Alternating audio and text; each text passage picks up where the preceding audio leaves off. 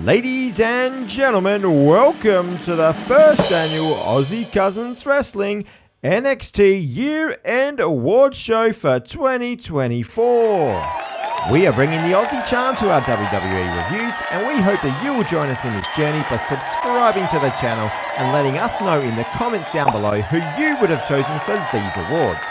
But now, without further ado, let's get into it. That's right, it is time for our NXT Awards for 2024. We are the Aussie Cousins Wrestling Show, and my name is Chris Apples. I'm Mike Spence. And let us know in the comments down below who you think should have won some of these awards, but of course, keep it positive, please. And while you're down there, like the video and subscribe to the channel so you get that Aussie charm to your NXT content for the future. But for now, let's get straight into it. And first up, we're going to go with the most underrated female wrestler of the year for NXT. Who have you got, Michael? I've got Tatum Paxley. I think she's amazing. She works her character, her angle brilliantly. She's not everyone's cup of tea, but she's technically a very good wrestler, and I hope to give her the North American Women's Championship soon, or at least a good run at it. Yep, and I've got Tatum Paxley as well. When you see her matches, she is technically very, very good in the ring and comes up with some really innovative moves that I don't see too many other people doing in all of wrestling, to be honest. I think this character is probably going to stunt her long term. Yeah, absolutely. Once she gets a character that can actually be more mainstream, I think she's going to be a wonderful addition to the main roster, maybe in a year or two's time. And next up, we have the most underrated male wrestler. I'll go first with this one, and I have the leader of Chase University himself, Andre Chase. Well, maybe he's not the leader of Chase University. We'll have to see where that one is actually playing out too. But I think Andre Chase is absolutely wonderful in the ring. And similar to Tatum Paxley, I think he does some moves that not too many other people do, especially of his kind of size and stature. He was an indie wrestler for quite a while before he made it into the WWE. And that really does show with some of the moves that he does. He's technically very, very good. He's wonderful in his character work, and I would love to see him on the main roster at some point very soon. My wrestler is Duke Hudson. Being an Australian guy, so is Duke, a bit of a fan favourite. But the guy's size and his pace, his agility, his technique is amazing. He's played an awesome character in the Chase U University storyline. I hope that doesn't stunt him and he stays in NXT as another character and they lose his sort of traction. Yeah. I hope he gets a crack at the main roster, but we'll see what happens. Yeah. Next up, we have the return of the year. Mike, who's your return of the year? So I have a bit of a spin on this. TNA and NXT do a bit of a collaboration the second half of the year, which has really worked it well.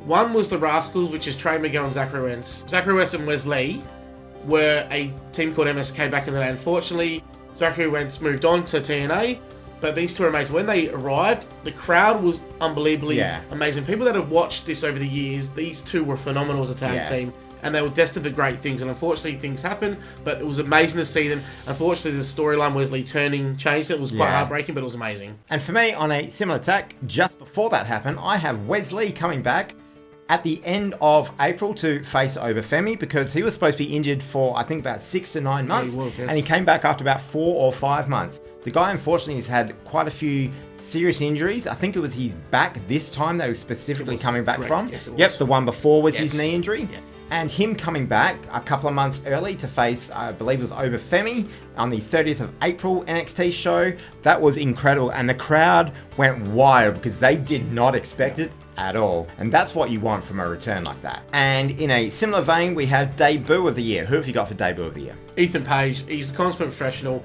He's done a ton of indie work.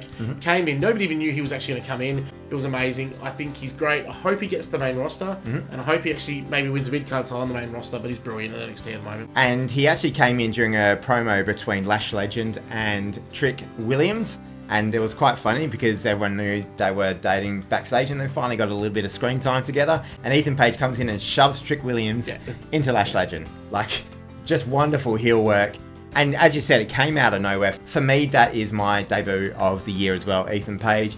Absolutely out of nowhere. I know we've had Julia Vaquer and Zarya debuting this year, but everyone knew they were happening. That's right. There's all big signs. Exactly. And with Ethan Page, it was like, what the hell is he doing here? He's supposed to be... Isn't he with AEW? No, he'd left him a little while ago. His response was incredible. He was screaming. He couldn't believe he actually arrived. And now we have Feel Good Story of the Year. I'll go first with this one. And I believe, for me, it was Trick Williams beating Ilya Dragunov at the Spring Breaking' Dude NXT show on the 23rd of April. Now, with this one, they had a feud together, along with Carmelo Hayes and Trick Williams having that kind of concurrent feud. Trick Williams and Ilya Dragunov's feud was a bit different because it wasn't these two guys hate each other. It was Ilya Dragunov going, I think you are awesome and you don't quite realize it yet. You need to come up to my level. And eventually he did. Ilya Dragunov sold his butt off for Trick Williams. Like, it's one of those where Dragunov was on top the entire match, and yet every move that Trick Williams did, Dragunov just sold it so well. And then the finish, both charging at each other, where previously Dragunov won the exchange. This time Trick Williams got his trick shot in first. The crowd went so wild, the camera was bouncing up and down. I love that. Mike, who have you got? I got Chase U. They'd come so close so far, and it was generally an emotional time when they actually won it. They'd come back from being in financial problems, and they won it. It was incredible. To see the crowd reaction the way they did was great. It was a good emotional moment. All right, now we have non-wrestler of the year. Who have you got, Mike? I got Vic Joseph. He creates moments in NXT where some of the matches are developing, and some of the wrestlers are still working their turn. Yeah. He definitely helps the matches. He has a special thing where he makes a special comment, and it helps big matches. He's really good. Him and Booker, he works with Booker T so well. Yeah, it's hard to tell whether or not they are actually friends or if they are genuinely enemies, because sometimes Vic Joseph sounds like he's just fed up with Booker T, but apparently they get on really, really well outside of the commentary booth, so maybe Booker T is just a fantastic heel commentator. I'm not sure that's correct, but anyway, I do like Booker, but for me, Vic Joseph is the non-wrestler of the year. I would have given it perhaps a little sneaky nomination to Kelly Kincaid. She's a really wonderful backstage interviewer, and she also had a baby this year with one of the Pretty Deadly boys, and I can't remember which one it is, so that's bad on my behalf.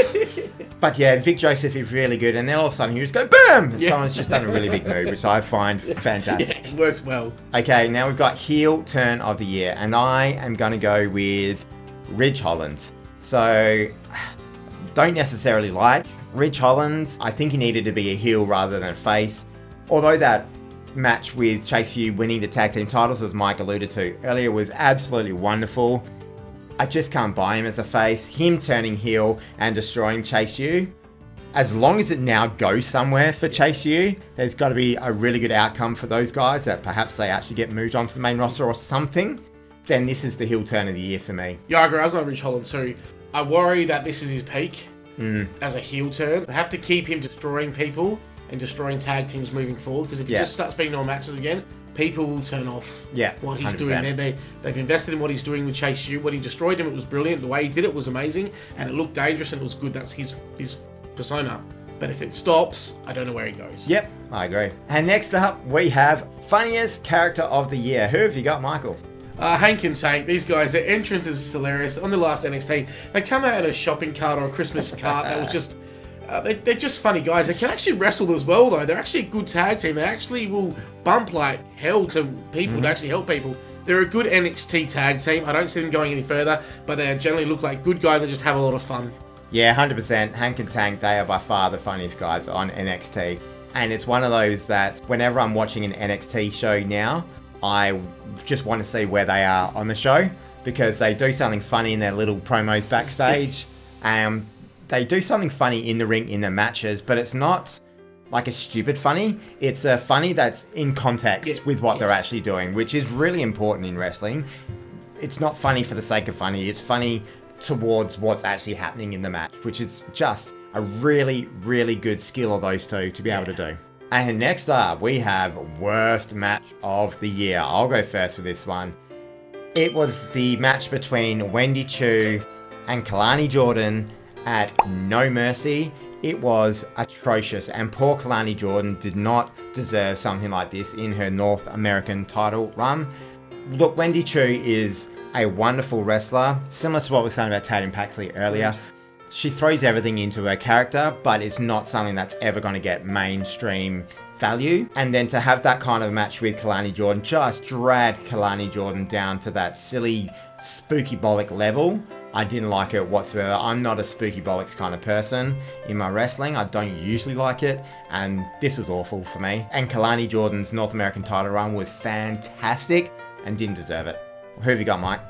I had the gauntlet match between Fatal, Influence Attraction, and Kalani Jordan. I felt really sorry for Kalani. Fallon Henley, brilliant. She was really, really good in the match. But Jasmine Nix and JC Jane made this match atrocious. It was horrible. I just felt like it was the worst way for her to go out losing the title. Hopefully they pick her up and move her forward into a different role.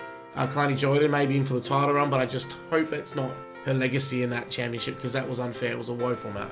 Well, it's good now that once she's lost the North American title, she hasn't just kind of faded away. She's been in and around the main event scene with the new wrestlers coming in. Agreed, yes. So I think that's been good for Kalani Jordan, because she's got so much talent and she's going to wow some people on the main roster one day. And her promos are getting better and better on NXT as well. She's not so straightforward now. She's actually showing a bit of emotion and personality. Yeah, exactly. Now, on the opposite spectrum of that, who have you got for Match of the Year? I couldn't go past Chase U vs. Frax in the tag team title match, and no mess when you're this is the one where Fraxium actually won the titles back from Chase U on No Mercy. Yes. This match was... I just couldn't sit still. I was jumping around, moving around I was riding the emotions the whole match. Nobody knew who was actually going to win. I don't think there was so many points we thought this is it, it's over. And just these four guys, just unbelievably, just the chemistry was... Like they just have been working for years in a workplace together. They just knew each other to the hip. Was a brilliant match. Yeah, absolutely. And as we were discussing earlier, before we went on air, you've got that Canadian Destroyer by Andre Chase to break up a pin. Like, what is that? Yes. Like, that doesn't even make sense, that sentence, and it occurred in that match. Wonderful. Fraxium have been fantastic this year. And for Ridge Holland to be involved in a match of the year, that's unbelievable. That's crazy. But for me, I am going with the triple threat match at Stand and Deliver, Obafemi versus Josh Briggs versus Dijak. What a ridiculous match this was. Something completely different to the match you were talking about, where it was high-flying, there's some technical brilliance with one big powerhouse in the match. This was three big powerhouses in the match, trying to prove who's the biggest powerhouse of them all, and of course it's Obafemi at the end of the day. When he did that Death Valley driver to both Josh Briggs and Dijak at the same time, it doesn't even make sense. It is absolutely wonderful. Obafemi has been incredible this year, and Josh Briggs and Dijak played their role really well. I wish Dijak was still in NXT. Yeah, I agree. Dijak, I'm kind of shocked, and I was really annoyed when he got released. I know he chose to, I believe, in all the stories because he wanted to pursue other opportunities. But that was the making of Josh Briggs as well. Yep. That was really his mate. Next up, we've got Feud of the Year. And I am going to go with one that I discussed earlier. Ilya Dragunov and Trick Williams is my feud of the year. And for me, it was simply because it was different to any other feud that you see. You see lots of blood feuds, or you see a lot of feuds brought out of tag teams that have broken up and that kind of thing. This was brought out of something that was quite perfect for Ilya Dragunov, I think, where he's trying to drag someone up to his level that he believes is a competitor of his, and eventually he was proven right by Trick Williams beating him for the NXT Championship. And as we said earlier, the crowd bouncing the camera because of how loud they were, that just shows how much investment the crowd had in that feud. And who have you got, Michael? I have got Carmella has Trick Williams. This to me was best. The build-up of Trick being Carmella's shadows. Carmelo, he's playing the sneaky role. He wanted Trick to become good, but deep down he wasn't. Carmelo was amazing in this feud. He literally brought Trick to the top level. Yep. He got his star shining and everything. Carmelo is top level NXT. The promo he did when he sat down that chair that day in the middle of the ring and just talked and talked. The way he talked, it just was incredible. And the match, the cage match that they had was unbelievable. And the crowd was bouncing, camera was bouncing when Trick beat him. Next up, this is going to be probably the easiest one on this list. The Tag Team of the Year, for me, it is Fraxium. Who else could it be? They're not just the Tag Team of the Year for NXT. They're not just the Tag Team of the Year for WWE. They are the best tag team in the entire world, and I don't think anyone is close at the moment. They have been wonderful this year. They have put in fantastic matches against the likes of the Wolf Dogs. Yeah. That's who they won it from in April, the Wolf Dogs originally. They have put in matches against Chase U, Rich Holland, and Andre Chase. They've done it against No Quarter Catch Crew, against two young guys up and coming, and they put on an absolute banger that some are saying is one of the best matches of the year. So these guys are just wonderful, and I can't wait till they get up to the main roster because they need to win a tag team title relatively soon after they do. Who have you got, Michael? Fraxium, their best tag team in the world. I can't add much more to them. it proved how big they were when they were getting main event tag teams from Smackdown coming down to wrestle them in off the cuff sort of championship matches. It was amazing. Grayson Waller Theory came down. Street Profits came down. It just proved a point. You know, the OC. Brilliant. Yeah, brilliant. And I just hope. I think they need to stay together for a little bit longer before they can see eventually they'll break in their own ways. But I just want them, and I hope they stick together at least in 2025. Okay, now we've got the female breakout star of the year. Who have you got, Mike? Jada Parker. She came in when OTM came in as well, and she's literally gone leaps and bounds from them. Yeah. She's her own person now. They rock up randomly every now and then with her. No one knows why. Yeah. But she's almost, for me, she almost was a workhorse with who I picked as the workhorse. But I just feel like she has got a few things to work on, but she's brilliant. She's getting there. She'll be a superstar very, very soon. The best part about it for me, I've got Jada Parker as well. The best part about it is you see in the last couple of weeks, when she comes out, even though she's technically a heel, I think, the crowd goes wild. Like, they pop when they see that it's Jada Parker that is coming out, which is the mark of someone who is clearly on the rise with their star value. She knows how to pump the crowd up too. She does like the basketball celebrations and all that kind of thing. She's a former soccer player, so obviously celebrations are in her heart.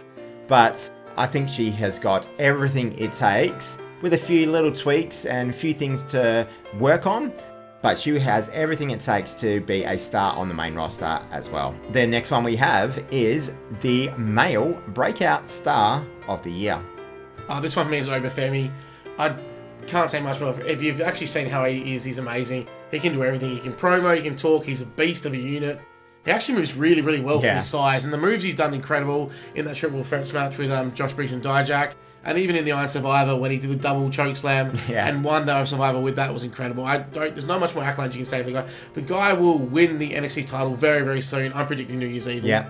And then I reckon by the middle of the year, even SummerSlam, you'll see him surprise in the main roster. Yeah, I've got Obafemi as well. What an incredible year. I think it was the very first show of the year at New Year's Evil this year that he actually won the North American title. And then from there, he has just dominated the men's roster. And for me, there is no one else in probably WWE at the moment who can do some of the things that he does. Absolutely. The way he just throws big people around, not just the little guys. He throws big people around like they are nothing. And he is going to be an absolute star. It's one of those where as long as he stays on the straight and narrow and sticks to it, he could absolutely main event a WrestleMania one day. He's only 25 years of age at the moment. All right, we have 4 to go. So next up, we have the female workhorse of the year. And it's someone who I have discussed earlier for me. And I discussed it in a bit of a negative way, so let's put a positive spin on it this time. For me, it is Kalani Jordan. She was wonderful and a great pick for the North American title. For the first holder of that title, I think she did that title really, really well and made sure that it got off on a great standing, because that can always be difficult, that you give it to the wrong person to start off with. Their matches don't quite click, and then that title doesn't mean as much. Especially with the groundbreaking title of the women's division. Yeah, 100%. You have to do it right. Yeah, 100%. And she has done really, really well. She's had some really good matches, other than the ones we had to discuss earlier, which weren't her fault. No, they were the booking's fault. The bookings for her. She didn't, Yeah, absolutely. But then, like that match against Sol Ruka, again, not for a lot of people, but for me, I thought that was a really good match. And I think she's done great and deserves her spot in and around the main event scene at the moment. Who have you got, Mike? I got Lola Vice. I was torn between Kalani and Lola. Lola's just doing a lot of work in like sort of her own storylines with the underground, with the whole MMA scene that she was from. I believe they haven't been the greatest matches. I still think she's there every week. She's working every week. She's working tough. The underground matches are not to everyone's cup of tea, but they do put a lot of work into them. Yeah. So that's why I think she's the workhorse of the year. Excellent. And now we move on to the male workhorse of the year. And who have you got? I got Fraxium. These guys are week in, week out, making... Even their promos are great. Like, they're quite funny now when they actually argue between each other. You don't even know why they're arguing half the time. They are brilliant. They are very, very good at what they do. They just... Every week, they're there. Yep. They're there no matter what show it is, they're there. They're doing something. They're wrestling, or they're involved, or they're around. Excellent. I've got Fraxium as well. These guys are wonderful. And yeah, as you said, one thing I love with their promos is that Axiom, you can tell the emotion on his face, yet he's got a full face mask on. I don't know how he does that. The only other person who does that properly is Rey Mysterio. And that's high praise for putting him in that kind of category. But Axiom is incredible in the ring. I actually genuinely think he is one of these up-and-coming wrestling geniuses as well, that he knows how to put a match together perfectly. Yes. Whereas Nathan Fraser, he obviously knows how to put a match together, but he just is unbelievable. The things he can do with his body are just wonderful. Speed's unbelievable. Okay, now we've got the two big ones left. The first one, the female wrestler of the year. Mike, who have you got? I went with Roxanne Perez. Yeah. She's amazing to me. Her stature, her size, she's amazing on the mic now. She's brilliant. Her matches have been top quality 90% of the time. I enjoy it. I want the title reign to continue, but I do feel like it may be coming to an end soon, especially with Julia and Stephanie Vacqua here coming in. I believe it's coming in. I believe then she'll go to the main event. Yeah, look, for me, it's Roxanne Perez as well. I think she will probably drop it at New Year's Evil or pretty soon thereafter, if not. And then she'll go to the main roster. Yeah. I think she is going to be one of those that kind of bolsters the main roster scene, especially in the women's division. Now that both shows are going to 3 hours, I think she is a really, really good talent. She's only 22 or 23 years old at the moment, getting better on the mic. At the start, it looked like she wasn't able to handle her heel turn, and now I think she's a better heel than she is the face, which is a wonderful turnaround from the start of the year. She's having fun now with the promos. Yeah, exactly. And then you get a big event like Stand and Deliver where she's clearly the heel, but by the end of it, the crowd are actually cheering for her because they know how good she is. And that was a wonderful match, that one. So yeah, Roxanne Perez for both of us. And lastly, the male wrestler of the year. I'll go first with this one because it's going to be the same between the both of us. For me, it is Trick Williams. Obviously, he's held the NXT Championship for the majority of the year. His matches, sometimes they don't quite hit, and it does depend on the type of person he is wrestling. When he wrestles someone who's got a bit more experience in the ring and can move around a bit more, he's generally really good. In multi-man matches, he does some unbelievable things. He's got wonderful timing, which is something it's almost impossible to teach. You can teach technical ability. Yes, you can. You can't teach things like charisma and timing as well. And he has got both of those in spades. I think he's had an incredible year on the microphone this year, and hopefully he does iron out those flaws in his technique. I want to see him with more intent in his moves. I want to see him actually look like he's going to wallop someone when he knows that move is supposed to be missing someone. Yes. Once he starts doing things like that, I think he's starting to level up to what a main roster quality wrestler should be. Who have you got, Mike? Yeah, Trick Williams. I've been a big fan of this guy well before he was actually in the top level of NXT. I was always boasting to Chris on messages and stuff saying how good he was going to be, I feel like he's hit a bit of a patch where he's sort of not stagnant but hit the peak at the moment. Yeah, when you watch him against Ethan Page and Ridge, you can see the difference in the matches. Yeah, Ethan Page experience moved around the ring. Yeah. Ridge, not as experienced as Ethan Page, and you can see the flaw in there. But yeah, he needs to iron out a few things. Yeah, with the technique, when he's running, when he knows he's going to miss him, he seems to half move. He needs to, I think it's next level. They've got to pretend like you're actually going for the whole thing. Yeah, I agree. But the sky's the limit with him if he just gets those things right. Yeah, 100%. When he moves up to the main roster, the crowd already know who he is. So even when they just show him on the screen, just, hey, here I am, NXT champion on Raw or Smackdown, the crowd's already chanting, whoop that trick. So that's half the battle won right there. All right, thank you very much for watching. Of course, if you think some of these people that we've chosen are wrong, let us know in the comments down below, but keep it positive, please. While you're there, like the video and subscribe to the channel so you can get that Aussie twist on your WWE content. And most importantly, we hope that you guys have a wonderful day.